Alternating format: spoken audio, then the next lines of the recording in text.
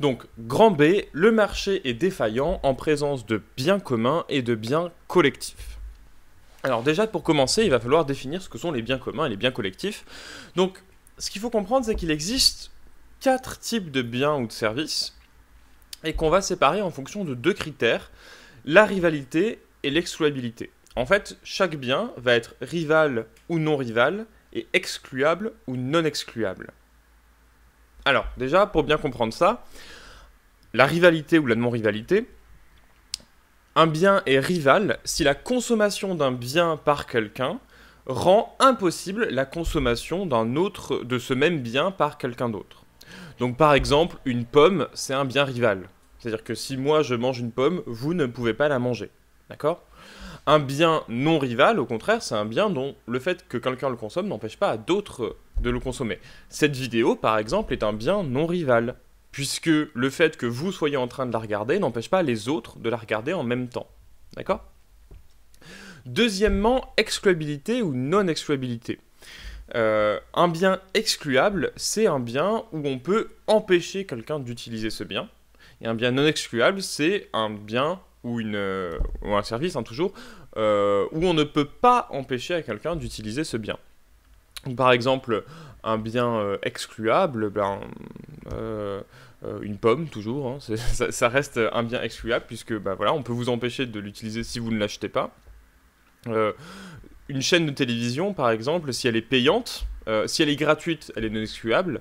Si elle est payante, elle est excluable.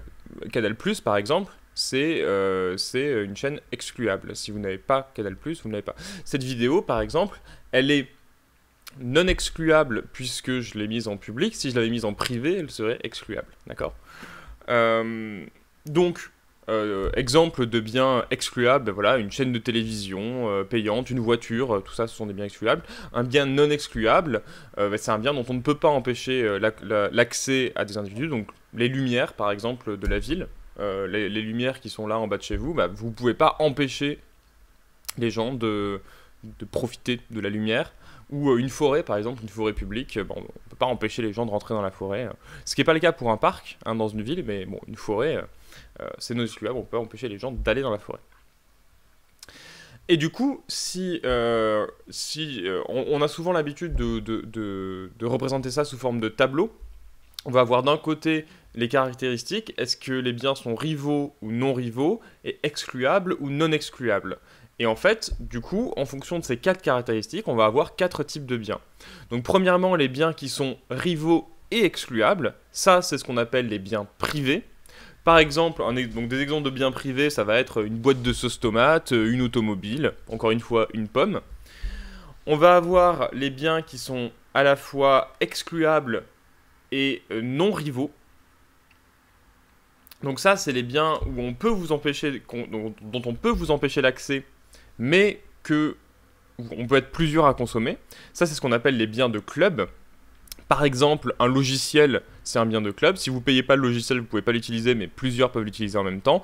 Une chaîne de télé payante type Canal+, c'est un bien de club. Ou un service de streaming comme Netflix, par exemple, c'est également un bien de club. Enfin, du côté non excluable, on a les biens qui sont non excluables, mais rivaux. Donc ça va être par exemple les biens communs. Ce qu'on appelle les biens communs. Donc l'idée, c'est que c'est des biens où on ne peut pas vous en empêcher l'accès, mais où si vous les consommez, ça fait que les autres ne peuvent pas les consommer. Donc là, ça va être souvent des exemples liés à la biodiversité. Par exemple, le thon rouge dans la mer, personne ne peut vous empêcher, a priori, comme ça, d'y accéder, puisque il suffit d'aller en mer et de pêcher. Bon. Par contre, c'est excluable parce que le thon que vous pêchez, il ne peut pas être pêché par quelqu'un d'autre. D'accord ? Et si vous le pêchez trop, il ne pourra plus du tout être pêché parce qu'il n'y en aura plus. D'accord ? Donc ça, globalement, en fait, on peut résumer, toute la biodiversité est un bien commun. C'est-à-dire que tout le monde peut y participer, mais toute ressource qui est prélevée par quelqu'un ne peut pas l'être par quelqu'un d'autre. Et enfin, la dernière catégorie, c'est ce qu'on appelle les biens collectifs, qu'on appelle aussi les biens publics purs. Et ça, donc, ce sont les biens qui sont non rivaux et non excluables. Et donc ça veut dire que plusieurs personnes peuvent le consommer en même temps, mais qu'on ne peut pas vous empêcher de le consommer. Donc ça, par exemple, ça va être l'éclairage public, typiquement. l'éclairage des lampadaires dans la rue, je peux empêcher personne d'en profiter. D'accord, je peux pas mettre des barrières juste autour de la lumière de mon lampadaire pour vous empêcher d'en profiter. Et bien sûr, il est non rival. C'est pas parce que moi je profite de la lumière du lampadaire que vous ne pouvez pas en profiter. D'accord. C'est vrai aussi pour, par exemple, la défense nationale. Si le pays rentre en guerre et puis que l'armée française va faire la guerre à un autre pays, c'est pas parce que vous êtes protégé que moi je ne suis pas protégé, et je peux pas empêcher à quelqu'un d'être protégé par la défense nationale, d'accord. Donc on voit qu'en fait les biens collectifs, ça va souvent être des biens qui vont être pris en charge par la puissance publique, et justement on va voir pourquoi. Donc en gros, sur ces 4 biens, donc les biens privés, c'est les biens les plus simples, hein, c'est les biens excluables et rivaux. Le marché arrive très bien à allouer correctement les biens privés.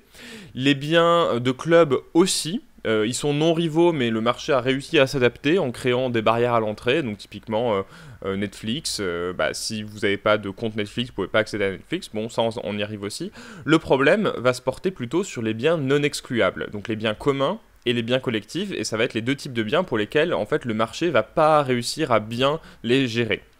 Et on va montrer plus en détail quels sont les problèmes. Donc on va commencer premièrement par les biens collectifs, ou biens publics purs, et ensuite on étudiera le problème des biens communs. Alors, le problème des biens collectifs, c'est que le marché ne veut pas se charger directement de la production de biens collectifs parce que ceux-ci ont les caractéristiques de non-excluabilité et de non-rivalité, ce qui fait qu'un producteur n'aurait aucun intérêt à produire ça. Imaginez-vous que, quel intérêt aurait un producteur, un offreur, à produire de l'éclairage public, à produire une lumière, à produire un lampadaire public, sachant que il ne peut pas empêcher les gens d'y accéder et que tout le monde peut en profiter en même temps. C'est-à-dire qu'il va avoir, si lui, il veut pouvoir rentabiliser son investissement, il va demander aux gens qui en profitent de dire, d'accord, je veux bien payer, mettre une lumière publique, mais du coup, il faut me payer. Sauf que tous les gens qui pourraient potentiellement en profiter, ils ont aucun intérêt à payer, puisque de toute façon, on ne peut pas leur empêcher d'y accéder, et ils peuvent y accéder tous en même temps. Donc personne n'a intérêt à financer les biens collectifs, d'accord. Si vous êtes un producteur, vous n'avez aucun intérêt à produire de la lumière publique, parce que vous savez que vous serez jamais rentable, jamais personne va venir vous payer, parce que vous avez tous intérêt à profiter de la lumière publique, mais à ne pas payer. Et ce type de comportement, c'est un comportement particulier qu'on appelle le comportement du passager clandestin. En anglais, on dit de free rider, donc c'est les deux. Hein. En fait, nous tous, on est tous incités à avoir un comportement de passager clandestin. Par exemple, pour la lumière publique, imaginons que on est dans un quartier où il n'y a pas de lumière publique qui a été mise en place par l'État, et du coup, certains riverains décident de se cotiser pour profiter, pour mettre en place une lumière publique. Moi, individuellement, mon intérêt personnel, c'est que tout le monde paye, tout le monde mette la main au pot, mais que moi je paye pas. Et de toute façon, et c'est mon intérêt parce que de toute façon, je pourrais quand même en profiter de la lumière publique, puisque personne ne peut m'empêcher d'accéder à la lumière. Donc mon intérêt à moi, c'est que les autres payent, mais que moi je paye pas. Et du coup, on voit que c'est donc d'avoir un comportement de passager clandestin. Du coup, de façon assez évidente, on voit que le marché ne peut pas arriver naturellement à produire des biens collectifs, puisque les biens collectifs ne peuvent être rentables pour aucun producteur. Donc les producteurs ne sont pas incités à les produire, donc ils ne les produisent pas. Donc si on laisse le marché tout seul, les biens collectifs ne sont pas produits. Or, on peut considérer que c'est sous-optimal, parce qu'en fait, tout le monde a intérêt à avoir de la lumière. Tout le monde est d'accord pour avoir de la lumière. Tout le monde aimerait avoir de la lumière. Mais comme personne n'est incité à payer pour cette lumière, du coup, on la produit pas. Donc si on laisse le marché tout seul, le marché est défaillant, puisqu'il ne permet pas qu'on puisse produire de la lumière. Et du coup, la solution, on verra dans la deuxième partie, mais la solution, c'est que bien souvent, c'est l'État en fait qui va mettre en place la production de lumière. En fait, ce que fait l'État, c'est que c'est l'État qui fait la lumière publique et il le finance en nous faisant payer des impôts. Et ça, on n'a pas le choix, donc évidemment, on est obligé de le financer. Mais c'est finalement la solution la plus efficace parce que du coup, tous ceux qui en profitent le financent. Et il n'y a pas de passagers clandestins. Enfin, sauf ceux qui ne paieraient pas leurs impôts, mais ça, c'est illégal. Voilà. Donc ça, c'est le problème des biens collectifs. Comme il n'y a pas d'incitation à produire, le bien n'est pas produit, c'est sous-optimal. Et du coup, le marché ne permet pas qu'on produise ces biens collectifs, qui sont pourtant souvent des biens très utiles. Et la deuxième partie, le deuxième problème, c'est ce qu'on appelle le problème des biens communs. Et donc ça, ce sont des biens qui sont non excluables, mais rivaux. C'est-à-dire que la consommation par un individu empêche la consommation par un autre. Et c'est un peu ce que vous avez commencé à sentir quand je vous ai dit tout à l'heure l'exemple du thon dans la mer, c'est que si moi je pêche le thon, vous pouvez plus le pêcher. Justement, je vous mets le lien, alors je pense que je ne peux pas vous la diffuser parce que sinon ma vidéo va être strikée. Donc je vais vous mettre un lien ici, puis je mettrai le lien aussi en description, vers une vidéo super intéressante sur le sujet, qui est une vidéo de DataGull qui fait vraiment 5 minutes, qui parle justement de la surpêche et qui explique qu'actuellement on connaît ce problème-là, de problème des biens communs, parce qu'il y a de la surpêche. Et en fait, le problème des biens communs, c'est que, c'est encore une défaillance de marché, c'est que moi, individuellement, mon intérêt, c'est de pêcher le plus possible. Si, imaginons que je suis pêcheur de poissons, hein, que je vends des poissons, mon intérêt, c'est de pêcher le plus possible. Comme ça, je veux faire le plus de gains possible. Le problème, c'est que si tout le monde fait ça, il n'y a plus de poissons, et ça, c'est pas du tout l'intérêt collectif. D'accord ? Donc, en fait, on voit qu'il y a une inadéquation entre le bien-être individuel, l'intérêt individuel, moi mon intérêt c'est de pêcher le plus possible, et l'intérêt collectif qui est, si tout le monde fait ça, il n'y a plus de poissons pour personne. D'accord ? Et en fait, en économie, on a montré assez largement que si on laisse le marché faire, c'est-à-dire que si on ne le régule pas, si l'État n'intervient pas, cela mène à une surexploitation des biens communs. Et en économie, on appelle ça la tragédie des biens communs. Retenez bien ça, ce qu'on appelle la tragédie des biens communs, c'est simplement le fait que si on laisse le marché tout seul, si on ne régule pas davantage le marché, cela va mener à une surexploitation de la biodiversité, une surexploitation des biens communs, parce que l'intérêt individuel n'est pas le même que l'intérêt collectif. Collectivement, on aurait intérêt à économiser la ressource, mais individuellement, on a tous intérêt à essayer d'en profiter le plus possible. C'est vrai pour les poissons, c'est vrai aussi pour les forêts. Enfin, vous n'êtes pas sans savoir, je suppose, qu'on surexploite très fortement la forêt amazonienne, par exemple, hein, qu'on déforeste très largement pour planter du soja ou des choses comme ça.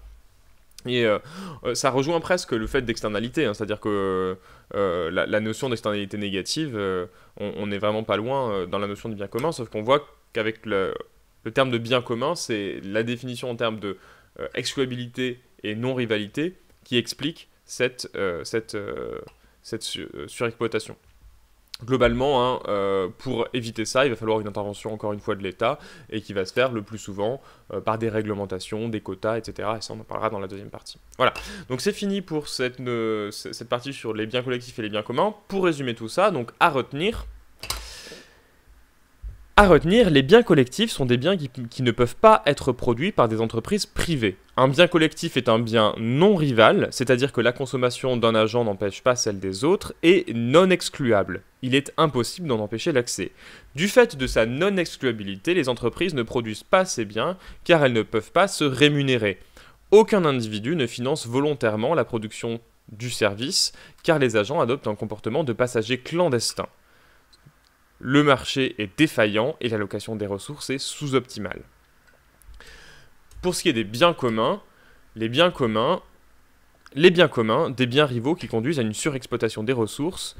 Un bien commun est rival, c'est-à-dire que le bien consommé par un agent n'est plus disponible pour les autres, et non excluable, c'est-à-dire qu'il est impossible d'en empêcher l'accès.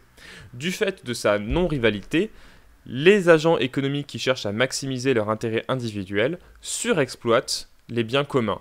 C'est la tragédie des communs. Le marché est défaillant et l'allocation des ressources, encore une fois, est sous-optimale. Voilà, donc on a fini pour cette partie-là, et maintenant on passe à la dernière sous-partie de cette première partie, c'est-à-dire la dernière défaillance de marché, et c'est ce qu'on appelle les asymétries d'information. On va voir deux types d'asymétries d'information. C'est premièrement ce qu'on appelle la sélection adverse ou l'antisélection, et deuxièmement ce qu'on appelle l'aléa moral, où là on ira assez vite.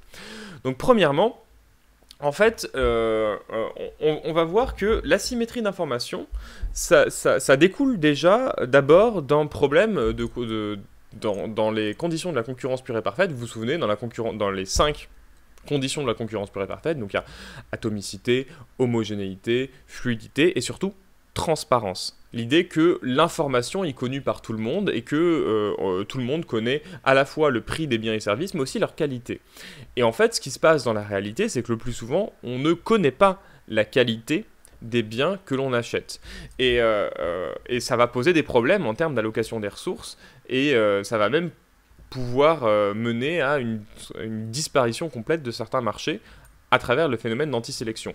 Donc, on commence par le petit 1, la sélection adverse, donc petit 1, la sélection adverse, et on va montrer qu'en fait, comme le fait qu'on ne connaisse pas en avance la qualité des produits qu'on va acheter, donc le fait qu'il y ait une asymétrie d'information, fait que le plus souvent, on va faire une sélection adverse, c'est-à-dire qu'en fait, on va sélectionner le bien le moins bien, on va sélectionner le bien de moins bonne qualité. Dans une situation d'incertitude, on va sélectionner le bien de moins bonne qualité, et cela va poser des problèmes, forcément, parce que on aimerait acheter des biens de bonne qualité. Ça, cet élément-là, c'est quelque chose qui a été montré par un économiste qui est très célèbre, qui s'appelle George Akerlof, dans un article très célèbre aussi de 1973 qui s'appelle The Market of Lemon, donc le marché des citrons. Attention, hein, ce qu'on appelle des citrons en anglais, c'est pas des citrons comme en français, c'est des voitures d'occasion. Et c'est surtout des voitures d'occasion de mauvaise qualité. Donc ce qu'on appelle en anglais un citron, un lemons, c'est une vieille voiture toute décanillée, quoi. C'est une voiture qui peut plus rouler. Et il montre dans son article très célèbre que en raison sur le marché des voitures d'occasion, comme on ne connaît pas la qualité des voitures qu'on va acheter, en fait, le mécanisme de marché va faire qu'on va, en général, choisir des voitures de mauvaise qualité, et donc ça c'est le phénomène de sélection adverse, et donc c'est une mauvaise allocation des ressources. Pour illustrer ça, je vais vous passer un extrait vidéo d'un vidéaste qui s'appelle Stupid Economics, qui fait des vidéos très intéressantes et qui justement a fait une vidéo sur ce sujet-là en particulier, et qui va vous expliquer un petit peu comment marche l'article de George Akerlof. Donc c'est un petit extrait de 3 minutes. Je vous mettrai quand même en lien, à la fois en fiche et en description, le lien vers la vidéo complète, parce que en fait à la base c'est une vidéo qu'ils ont fait sur les VPN, en montrant que le marché des VPN marchait exactement comme le marché des voitures d'occasion, et je vous invite à la regarder en entier, mais moi je ne vais pas vous la passer en entier, je vais vous passer juste le passage qui nous intéresse ici. Donc on est parti. D'abord, il faut parler du marché de citron. C'est une traduction très littérale d'un terme utilisé dans un article scientifique des années 70 et qui s'appelle « Le marché des citrons, l'incertitude qualitative et les mécanismes de marché ». Un article qui a été écrit par l'économiste George Akerlof. Tout commence par un dicton américain qui donne un truc du genre « Ça, c'est cher. Ouais. Si tu le sors du magasin, ça l'est plus. Ça perd la moitié de sa valeur quand ça sort. » En soi, ce n'est pas forcément logique. Tu peux te dire que la voiture va perdre petit à petit de la valeur, que ça va faire une courbe qui part du prix neuf et qui descend en fonction de l'usure de la voiture, mais non. La valeur descend d'un coup. La voiture n'est pas visiblement abîmée, mais sa valeur, elle, oui. Sophie, vendez-moi votre voiture. Oh d'accord, vous allez être très heureux, j'ai toujours pris soin de l'embrayage. Alors Jean-Michel, achetez ma voiture. Oh oui. Si vous êtes confus par cette interaction, tout à fait classique, l'embrayage, c'est ça, un bout de voiture essentiel qui peut coûter plus cher à réparer que l'achat d'une voiture, mais dont il est difficile de vérifier l'état sans démonter le véhicule. On arrive sur un truc particulier. Peut-on vraiment faire confiance à ce que la personne vient de nous dire? On sait que la personne sait des choses qu'elle ne nous a peut-être pas dites. Peut-être que cette personne a été faire des drifts sur le parking du Super U, qu'elle a forcé sur l'embrayage et que tous les 50 km, sa voiture tombe en panne. Mais en tant qu'acheteur, on ne sait rien d'autre que ce que l'on peut voir et que ce que la personne qui vend le véhicule nous dit. Alors, petite confession, j'adore le véhicule derrière, mais par contre, je suis sûr qu'il y a un truc 1000 balles. cassé que je vois pas. Donc, si vous baissez le prix... Même si le vendeur avoue des trucs, c'est peut-être juste pour cacher le fait qu'en fait la voiture risque d'exploser, de tuer son occupant dans les prochains 10 km. C'est un peu abusé, mais c'est juste pour illustrer le rôle de la confiance ici. À moins d'être super calé en bagnole, de pouvoir tester, voire même démonter un bout de la voiture avant de l'acheter, il est quasiment impossible de connaître son état véritable. Et là, il se passe un truc intéressant. Le fonctionnement du marché va potentiellement empirer les choses. Les acheteurs n'ont alors pas vraiment le choix. Il vaut mieux pour eux traiter toutes les voitures d'occasion comme des citrons. Le citron, c'est un terme anglais qui décrit les voitures d'apparence en bon état, mais dont l'acheteur va découvrir le mauvais état peu après l'achat. Par exemple, tu achètes une voiture pour 2000 €, mais 6 mois plus tard, elle tombe en panne parce qu'une pièce interne est usée. Alors, ce que je veux savoir là, si cette voiture elle a un problème avant de l'acheter. Parce que autant vous m'avez l'air d'être une belle personne, hein, mais je vais quand même partir du principe que vous êtes un déchet humain et que vous conduisez comme un Parisien en vacances. L'acheteur ne peut pas connaître la qualité de la voiture. Le vendeur peut mentir sans coup et il a un intérêt à le faire. Si le vendeur d'un véhicule en bon état ne peut pas convaincre l'acheteur de son honnêteté et de la qualité de son produit, il faut qu'il vende sa voiture à plus bas prix, au prix d'un citron, d'une voiture en mauvais état. Si on réfléchit ça en termes économiques, ça signifie que ceux qui savent que leur voiture a un défaut vont pouvoir la vendre au prix normal. Mais de l'autre côté, les gens qui ont une voiture d'occasion de bonne qualité, eux, ne sont pas incités à la vendre, mais à la garder, de continuer de l'user jusqu'à ce qu'elle tombe en panne ou devienne un citron. Un vrai. Le fait que l'acheteur et le vendeur n'aient pas accès aux mêmes informations sur la qualité du produit va donner un avantage à la mauvaise qualité. Au bout de cette idée, selon Akerlof, on peut même imaginer qu'à force de se faire avoir, les acheteurs refusent d'acheter des voitures d'occasion et que ce marché disparaisse tout simplement. Bien sûr, il existe aujourd'hui un marché de la voiture d'occasion. L'idée d'Akerlof, c'est juste de prendre le marché des voitures d'occasion comme une expérience de pensée pour découvrir certains phénomènes. Et d'ailleurs, on peut s'intéresser à tout ce qui permet aujourd'hui à des gens d'acheter et vendre des voitures d'occasion. Par exemple, c'est d'acheter des voitures d'occasion dans un garage automobile qui pourrait avoir une très mauvaise réputation s'il commençait à vendre des citrons. C'est aussi la présence de l'Argus qui vise à donner une idée aux acheteurs du prix d'un modèle de voiture particulier. Bref, ce sont des tentatives de corriger ou de limiter le fait que l'acheteur et le vendeur ne disposent pas des mêmes informations sur le produit. Donc vous voyez, l'idée là hein, qui est décrite ici, c'est le fait que effectivement, du fait qu'on n'a pas une information complète, on va en arriver à faire les mauvais choix, on va sélectionner les mauvais objets.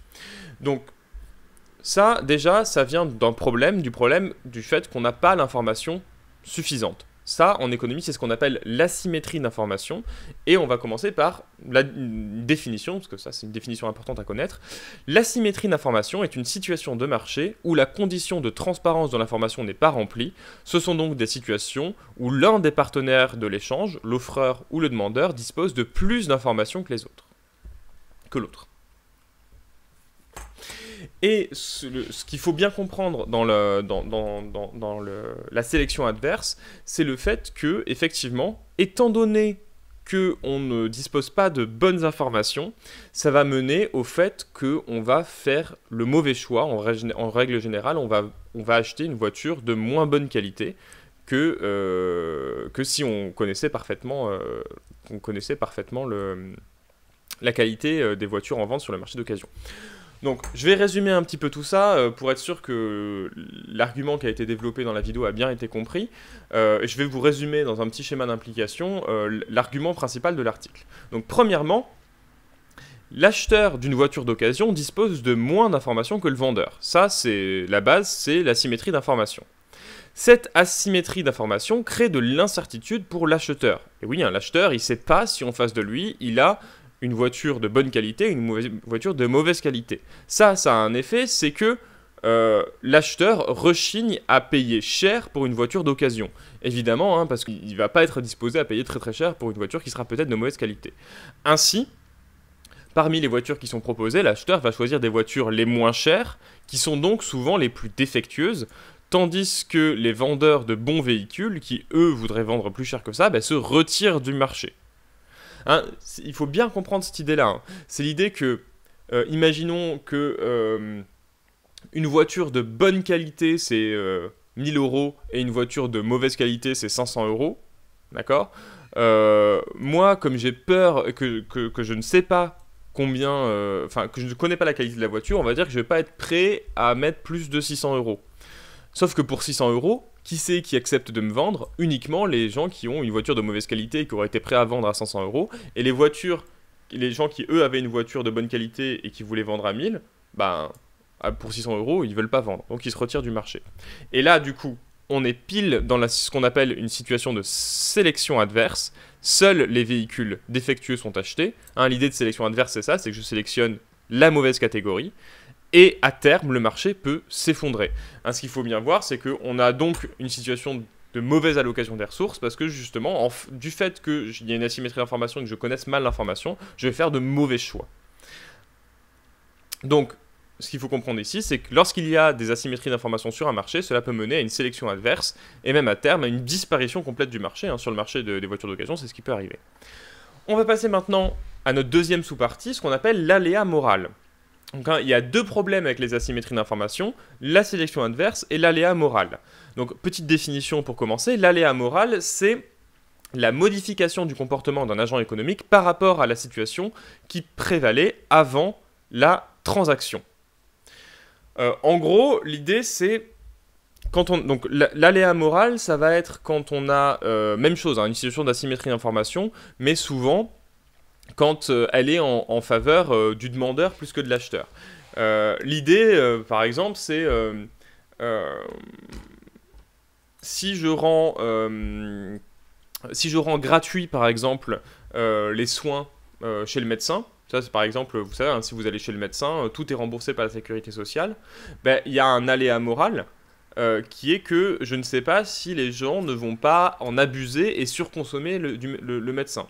Par exemple, si je rends le fait d'aller consulter un médecin généraliste complètement gratuit, y a le risque, c'est que les gens qui du coup sont remboursés à 100%, ils aillent chez le médecin pour un oui ou pour un non, et qu'ils aillent chez le médecin tous les 2 jours, et du coup, qu'ils fassent payer un coût trop élevé à la collectivité. Parce que leur consommation chez le médecin, elle est quand même payée. Elle est payée par qui? Par la sécurité sociale. Et la sécurité sociale, c'est qui la payons? C'est nous, hein, c'est la collectivité.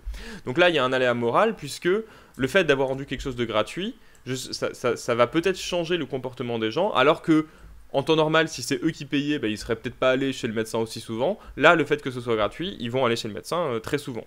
Même chose, voilà, dans une relation d'emploi. Si je suis un employeur et que je veux engager un salarié, je ne sais pas quelles sont ses qualifications. Est-ce qu'il va bien travailler ou pas bien travailler? D'accord? On est vraiment dans une situation d'aléa moral. Et si jamais j'ai pas de moyen de vérifier qu'il travaille bien, c'est-à-dire d'être derrière lui, etc., il y a toujours le risque que lui, il prenne la paye et qu'il fasse aucun travail. C'est notamment un problème qui s'est beaucoup posé pendant le confinement avec la généralisation du télétravail. Si les gens travaillent depuis chez eux à la maison, j'ai pas de sûreté de est-ce qu'ils sont bien en train de travailler. Et c'est notamment quelque chose qui pose aussi problème dans les cas d'assurance maladie. Par exemple, si moi je suis un assureur et qui veut assurer quelqu'un, j'ai évidemment moins d'informations que cette personne sur son état de santé. Or, vous imaginez bien que moi, en tant qu'assureur, j'ai intérêt à savoir si la personne que je vais assurer, elle risque de faire une crise cardiaque dans les 3 jours ou non. Assurer quelqu'un en bonne santé, c'est pas très coûteux, c'est pas très cher, et comme je sais qu'il n'a pas de risque de faire une grande maladie, voilà, je vais pas lui demander un prix trop élevé. Alors que si assurer quelqu'un qui est en très mauvaise santé, qui a déjà eu 3 cancers, je vais plutôt lui faire payer plus cher, puisqu'il a beaucoup de risques de faire marcher l'assurance parce qu'il va tomber malade.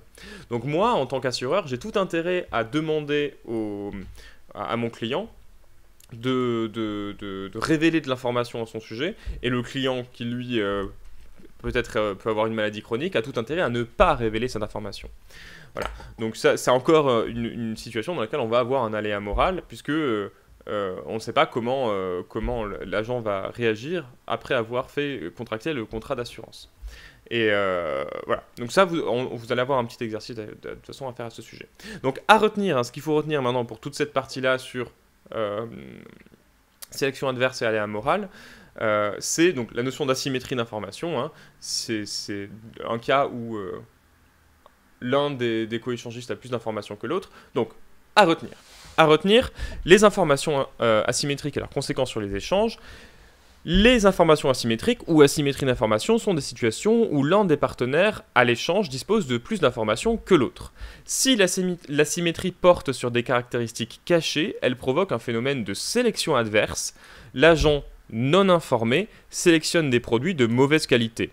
Dans le domaine de l'assurance, les individus peuvent ne pas révéler leur véritable état de santé, les échanges baissent faute de confiance et le marché peut disparaître, absence d'équilibre, et il s'agit donc d'une défaillance de marché. L'aléa moral porte sur le comportement inadéquat ou risqué des acteurs qu'il est difficile d'anticiper et de contrôler. Voilà. Donc on a fini pour cette première partie du cours, on a fait grand A, grand B et grand C. Maintenant, ce que je vais vous demander de faire, donc c'est évidemment de regarder cette vidéo, mais bon, si vous êtes ici, c'est qu'a priori c'est déjà fait, et de comprendre le cours, de prendre la trace écrite. Petit rappel, la trace écrite est à la fois sur le site internet et sur l'ENT. Et maintenant, je vais vous demander de faire des exercices pour mettre tout ça en application. Donc là, je vais vous demander de prendre votre livre et de me faire... donc vous allez avoir 3 documents à étudier, donc, où il faudra répondre aux questions et m'envoyer ça sur l'ENT.